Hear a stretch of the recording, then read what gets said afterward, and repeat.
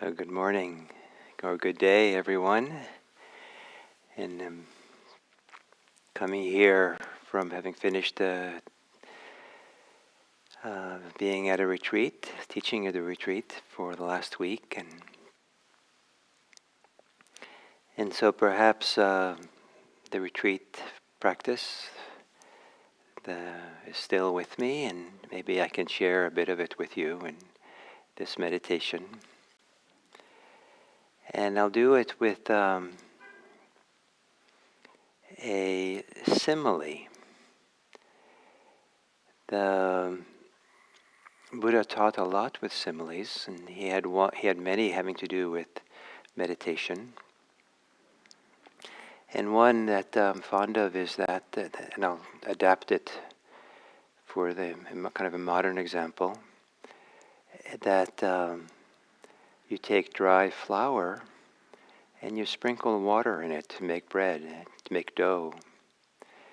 And as the water gets into the flour, the idea is to begin kneading the flour, first so that all the flour can become moist, and then to really spread it out and kind of line up the structure of the wheat proteins so that it can really receive well the yeast and the carbon dioxide the yeast makes, so it spreads and expands. And so this is kneading the bread to get the moisture, kneading the flour to get the moisture evenly throughout.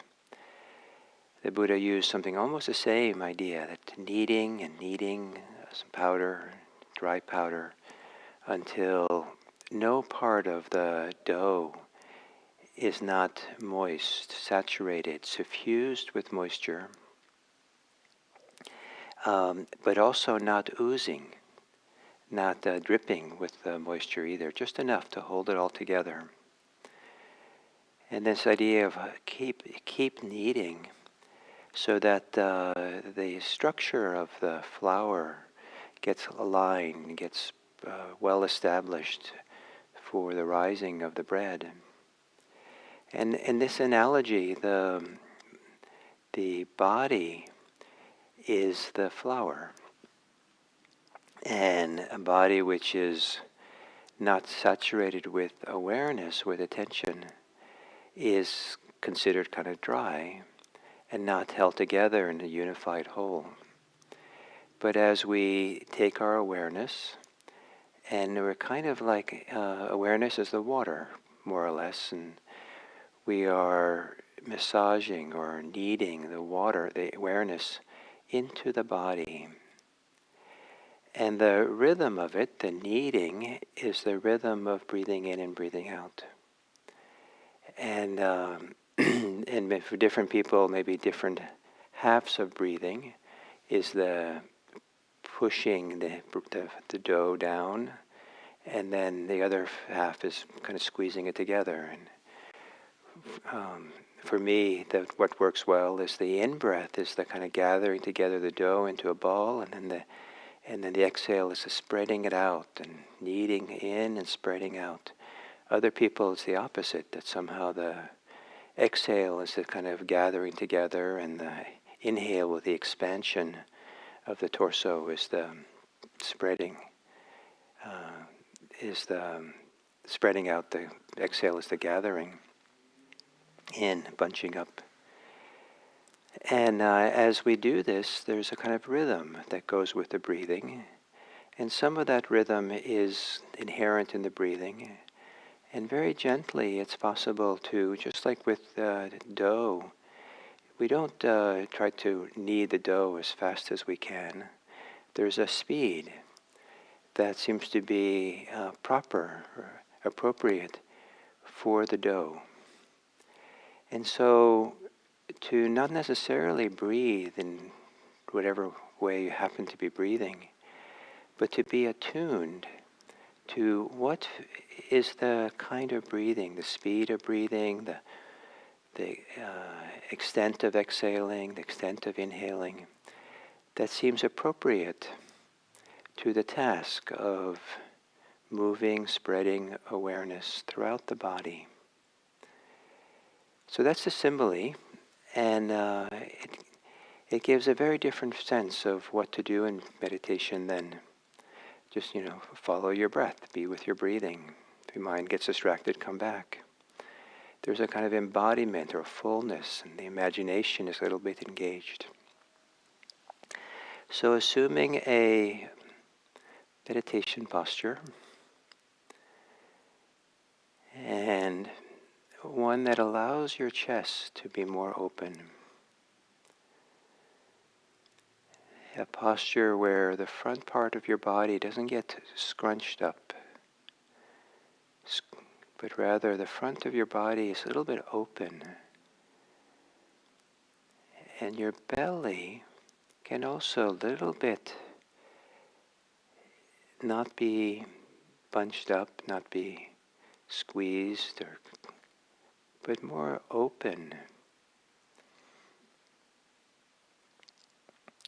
Maybe even allow it to relax and extend forward.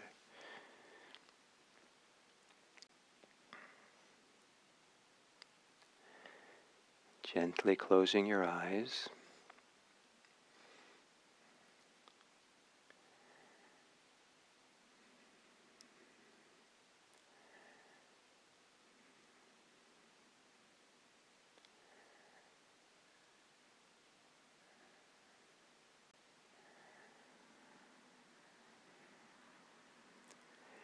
And maybe the dough is already starting to get moist.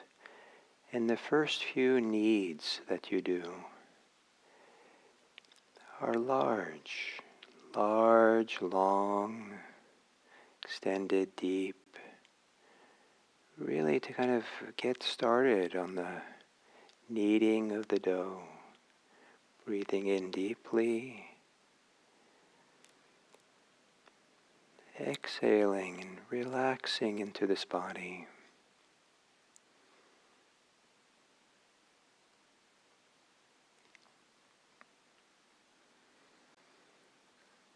Breathing in deeply and exhaling so that the chest and the belly stay open. Maybe even open a little bit more by letting the muscles of your back settle, relax.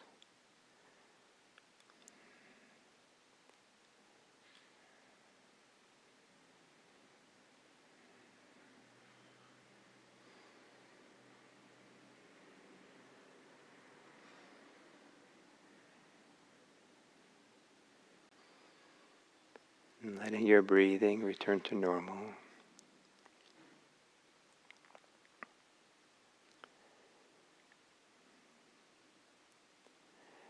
And the body is malleable, workable, like a ball of dough, maybe still not completely moist everywhere. Parts of the body are not saturated with awareness. Embodied awareness. Breathing normally.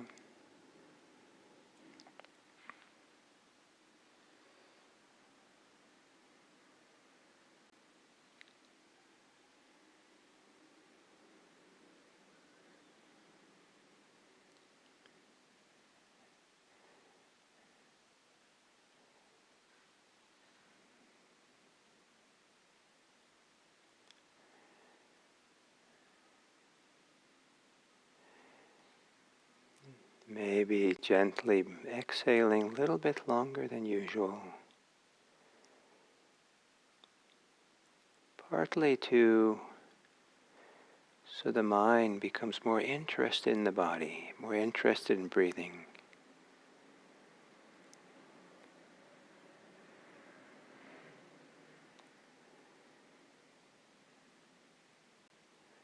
One of the deep instincts of the body is to breathe.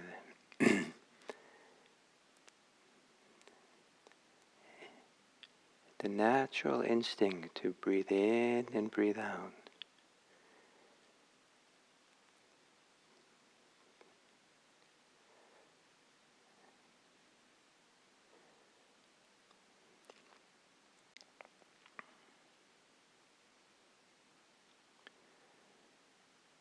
feeling breathing in your body,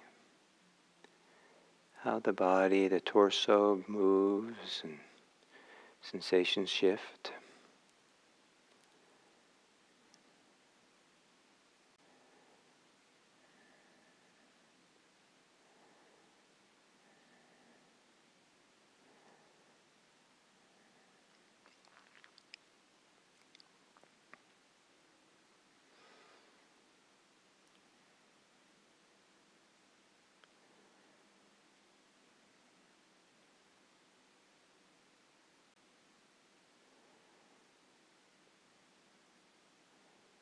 For this meditation,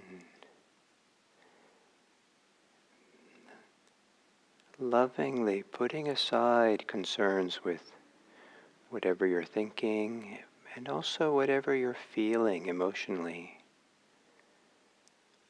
not out of disrespect but for these minutes, it's all right to let those be on the side.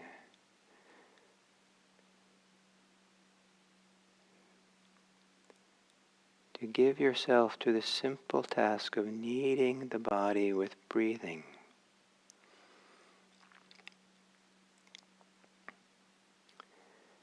And maybe as you exhale, a gentle spreading of attention, awareness, more broadly into the body, bit by bit, wider and wider awareness.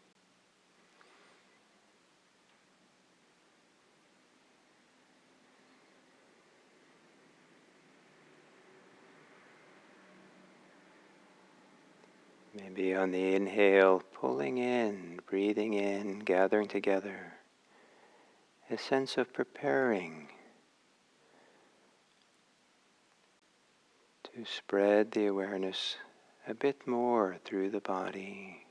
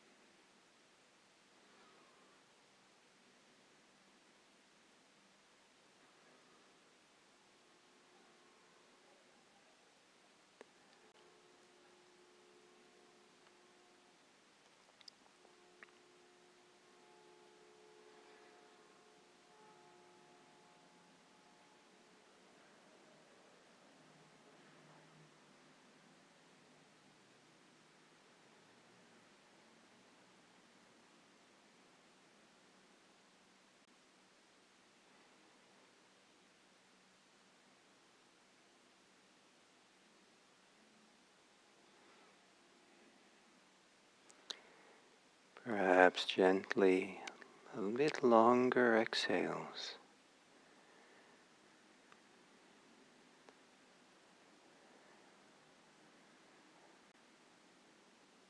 And that extra longer period of exhaling is maybe an occasion to feel more the body,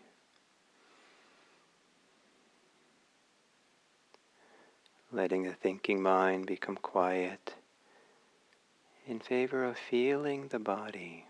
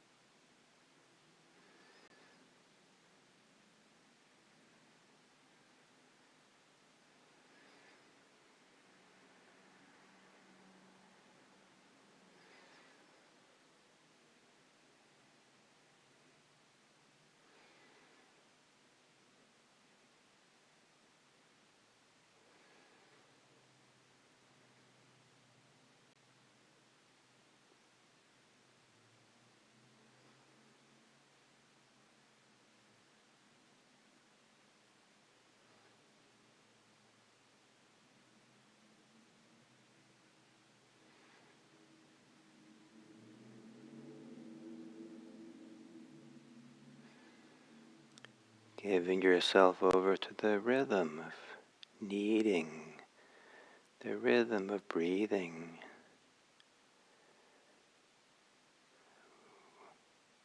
If you don't feel your body so well, inhale a little bit more so that the chest expands, the belly expands. If you still don't feel your body much, gently hold your breath at the top of the inhale, the top of the exhale, until the sensations of the body ask you to breathe.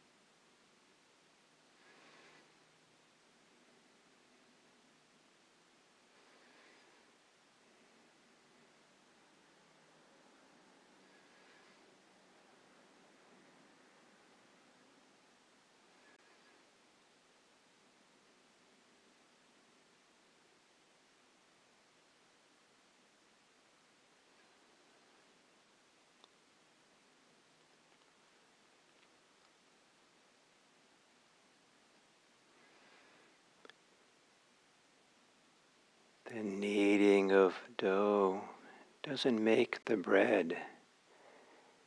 The kneading of the dough prepares the dough for the oven, prepares it to rise. And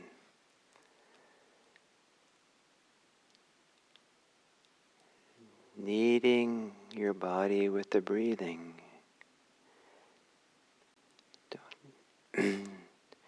Don't try to make your meditation into something.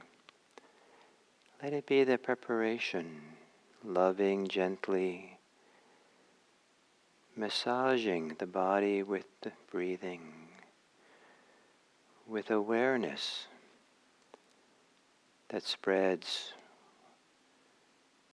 as you breathe.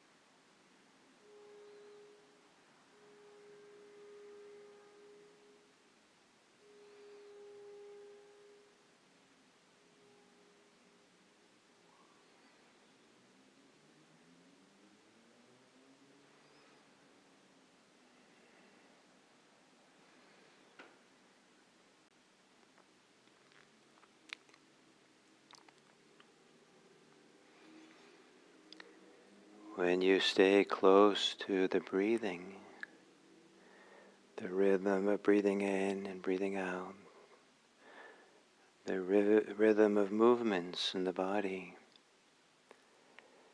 there's less attention given to our reactivity, our preoccupations, our distractions, our judgments. We're less likely to get lost in those.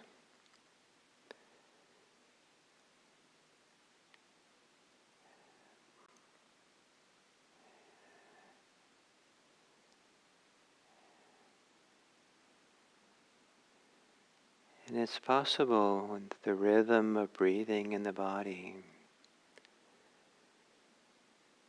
to let breathing be connected to your care, your love, your generosity, your friendliness that you might have for others. That those can coexist. And breathing can be like a gentle bellows that blows onto your goodwill for others.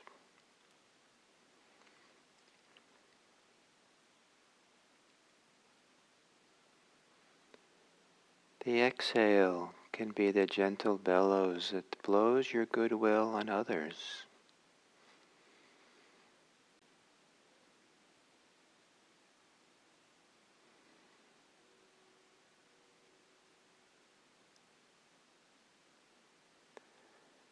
As we breathe, we are kneading. Like kneading dough, we're kneading. Basic friendliness, goodwill, kindness to the world.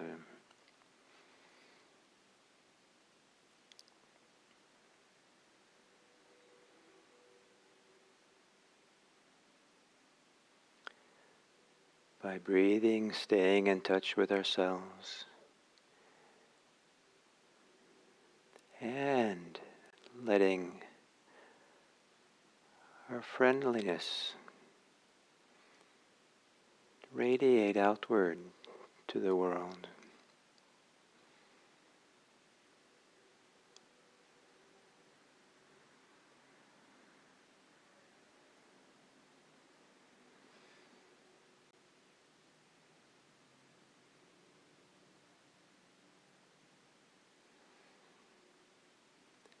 May all beings be happy.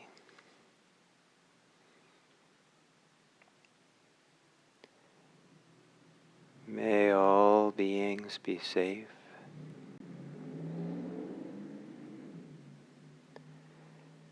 May all beings be peaceful. May all beings be free.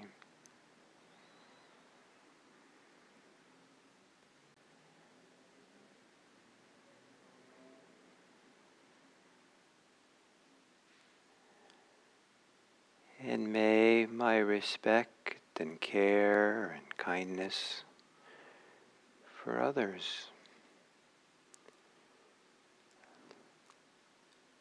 live closely in my heart, carried on the winds of breathing out into the world.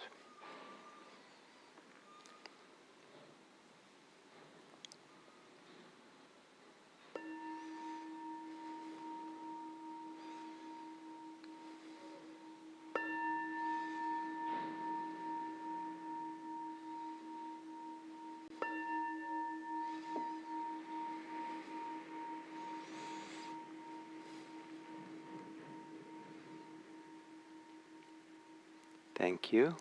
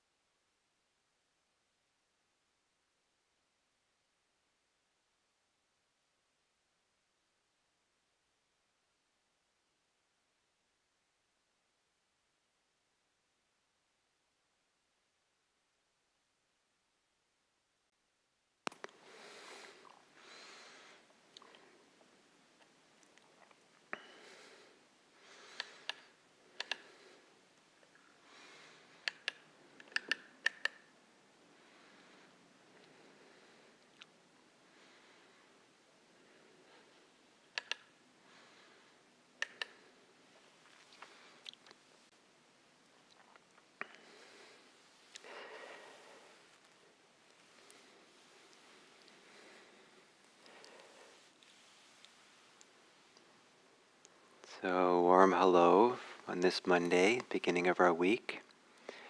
And the theme for this week will be the Buddha's use of similes for teaching meditation. And it's possible to give very simple, basic, technical instructions on meditation, but that leaves a lot to be filled in by the meditator. The Buddha did this. He gave very simple instructions for breathing. And some people gloss over these instructions because they seem too simple or seem kind of besides the point almost. The most basic instructions that he gave, and at a lot of different times, is one knows when one is having a long inhale, one knows one's having a long inhale. When one is having a long exhale, one knows one's having a long exhale. When one is having a short inhale, one knows it's a short inhale.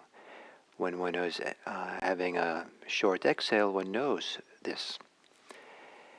And so this it's not very inspiring or evocative.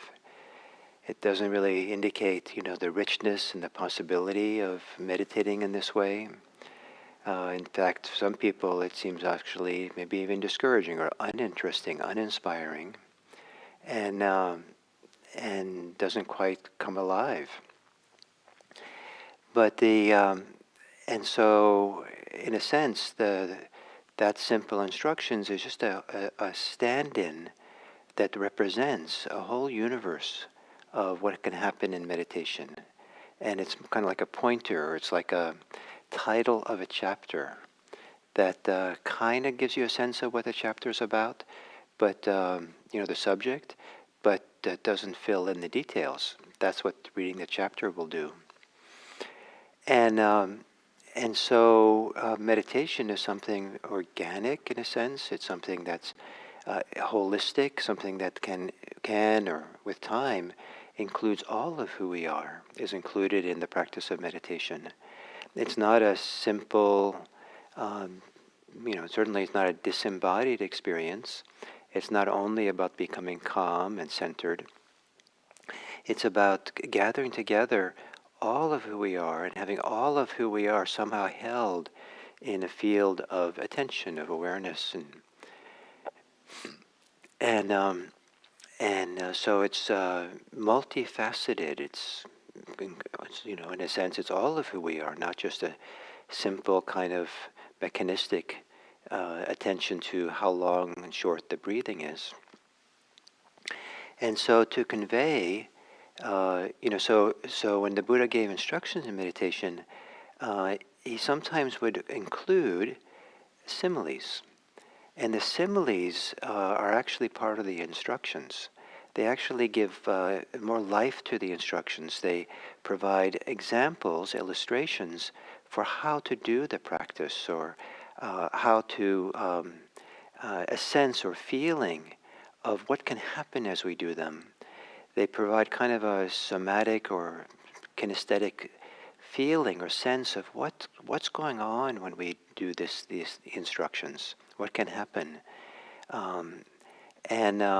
So this week I'd like to talk about these similes for meditation that the Buddha gave, and in particular we're going to focus on breathing.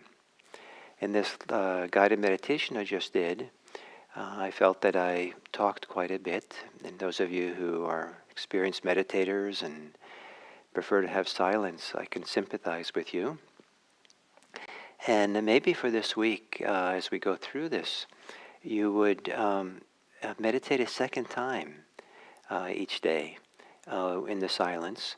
And what I'm trying to do in the teachings here today is to let some part of meditation come more alive and full for you, and so that when you do meditate silently with yourself, that's with you, kind of supporting you and guiding you.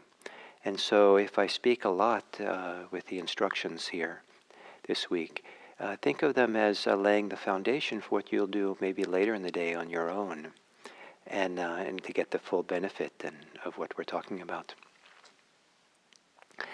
And so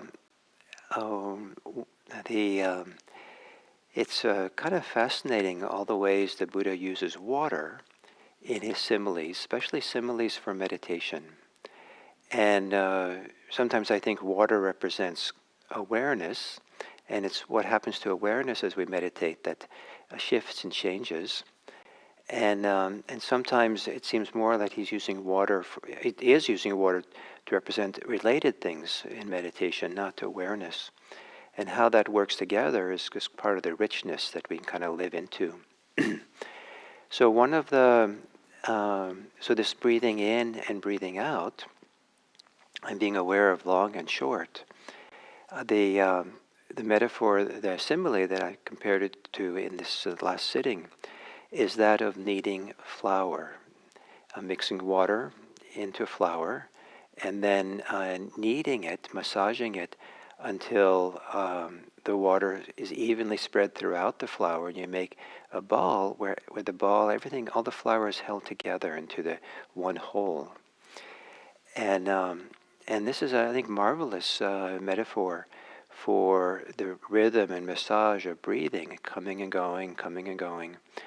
And if that's the kneading, and the awareness is the moisture, then we're moving and developing that moisture of awareness so it spreads throughout the body. And so the body gets gathered together. Part of meditation in the Buddha's teaching is a process of unification, of gathering together, bringing all of who we are in the same place at the same time. So there's a holistic feeling of being here, connected in our lived experience.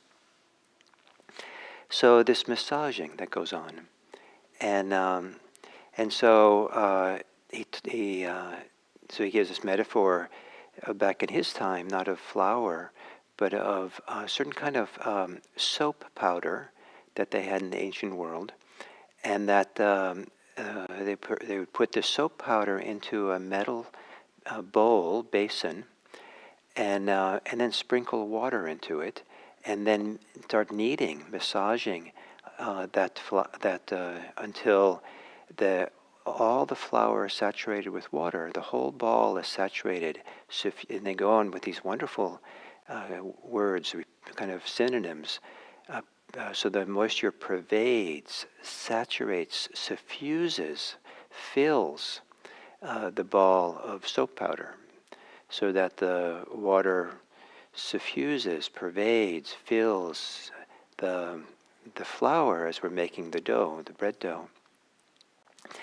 And this repetition of these words is just kind of delightful. And in the ancient world, they weren't reading the text; they were chanting it. And so to chant these over and over again, this suffuse, pervade, saturate, fill. It must have had kind of an embodied kind of reference point, like when you chant it, just feel that this is what we're doing. And so the Buddha goes on to says, the same way as the person who's making this ball of soap powder, that the whole thing is suffused. So in the same way, the whole body is suffused with no part of the body not touched. So it's clear that it's a really kind of a openness to the whole body, and the way that this kneading of the flour, why it works as a good metaphor, is that it's kind of, it represents the rhythm of breathing in and breathing out, and so here we take this as part of the instructions, that it's not just being aware of the long and the short, but it's taking the whatever length of the breathing, whatever length of that breathing is, and entering into it as if it's a massage. It's as if we're supposed to get into the rhythm of it, and kind of ride the rhythm, and kind of let the awareness kind of gently, not forcefully, not with expectations, gently, softly, kind of opened a wider and wider field of awareness in the body. And so we might start with awareness at a particular point. Some people are aware of the breathing in the nostrils, some people in the middle of the chest, some people in the belly, and really stay with that, be with that. And then as we're doing it, gently kind of have a sense that that sense of awareness, that opening to the body, kind of begins to spread and spread and spread. And then we're saturating the body with awareness. Technically, when the Buddha gives us instructions, it's not only awareness, but it's a certain kind of satisfaction, delight, joy that comes when we can give our attention over to the meditation rather than giving the attention to distractions, to preoccupations. And this ability to appreciate attention, to value it, and to value attention which is not compromised by being pulled into these strong preoccupations we might have.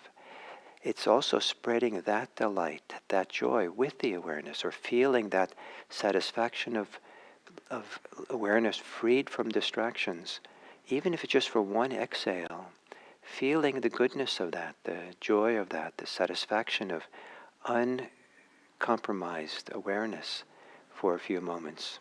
That satisfaction is what we're spreading with the awareness through the body. So there's a lightness, there's a joy, there's a pleasure that of some kind that goes along with the breathing. Maybe it's a subtle pleasure, but it's a pleasure of attention that's not compromised or held hostage or something.